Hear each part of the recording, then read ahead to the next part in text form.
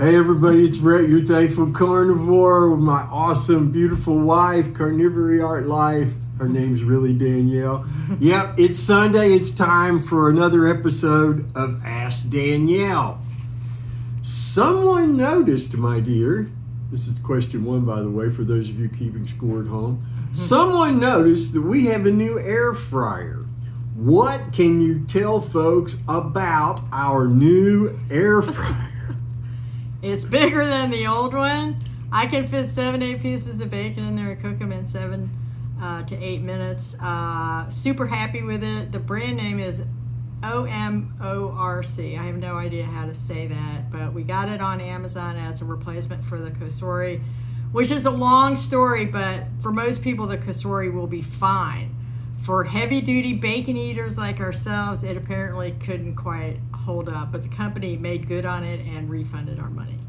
So I don't know what else to say about it other than it rocks. It doesn't smoke, for one thing. It doesn't smoke. It's quieter, and there's more distance between, and there's a grate over the heating element. And so far, I have not had to clean the inside of it, which is amazing. It's like there's no splatter.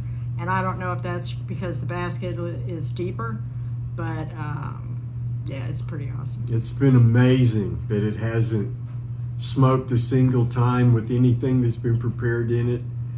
And the bacon is even easier. There's actually to make. less grease and less bacon dirt, I don't know what you want to call it, in the bottom of the thing when I clean it at the There's end. not as many bacon bits in the bottom of the pan. Yeah, it's super easy to clean. Very good. Okay, this question came from one of our viewers. This gentleman actually asked this question, not even in an Ask Danielle discussion, but it's for you.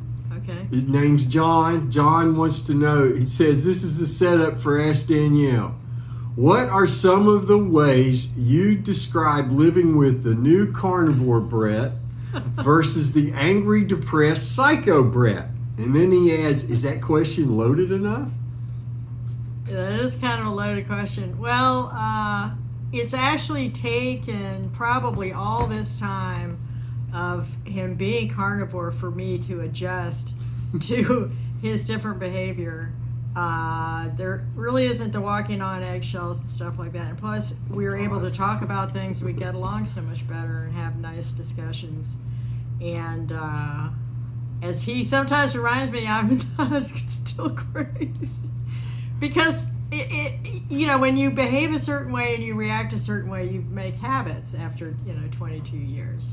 So it's been a big adjustment, but for the most part, everything is really great now, and we're both much happier.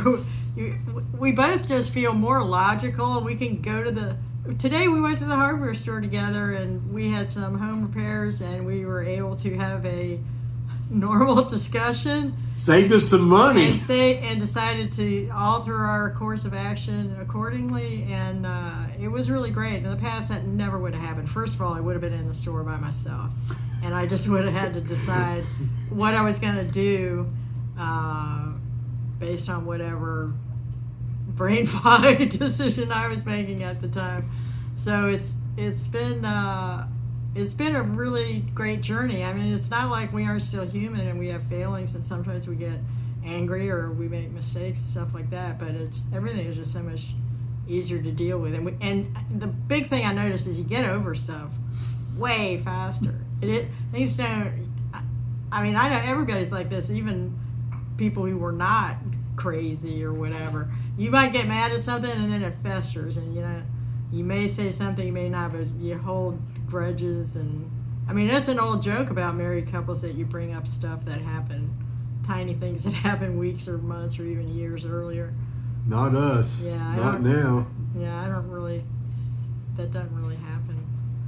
So I think she's noticed a little improvement, is what she's trying to say. Big improvement. Awesome. I like not being crazy. I like us getting along. It's a fun thing. I recommend it to every married couple. Yeah. Want to get along better? Go carnivore. Change your life. Okay. Knowing what you know now, as a 21-month carnivore, what would you like to improve, if anything, about your physical self?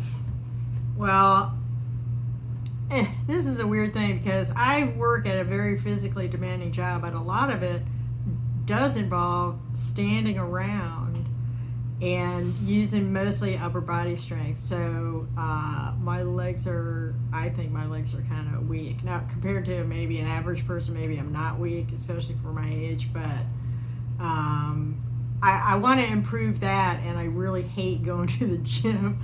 So here's hoping the new puppy and walk more and try and get into maybe a habit of walking in the morning, and instead of only on the weekend or only in the evening, walking twice a day would probably be a great improvement.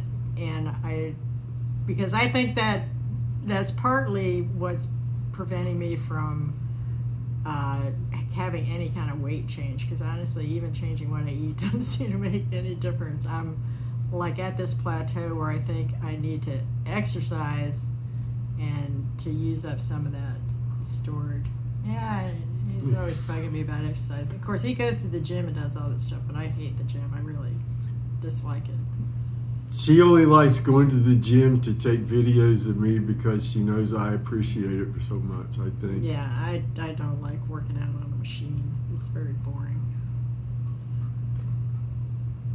You mean we're like different people? Are you serious? If I had the time and I could afford it, I would take it down. I would go back to ballet class, but I don't. That takes time and it's expensive, so that's not happening. We need to find a 9 a.m. ballet class on Sunday mornings for you. That's what we need. Well, I could go on the weekends, but I don't even think one could really. I mean, it would probably be better than nothing, but dancing one should do every day, real honestly. If I want to end up in traction, I'll take a ballet class. Listen, my friends, that's it for today. Appreciate you taking time out of your day to listen to us giggle and laugh, and for Danielle to share some experiences and knowledge about her view of the carnivore journey that she's on and that we're on together. Please leave your questions in the comments below, and we'll try to see you next Sunday for another episode when it's time to Ask Danielle. Y'all take care.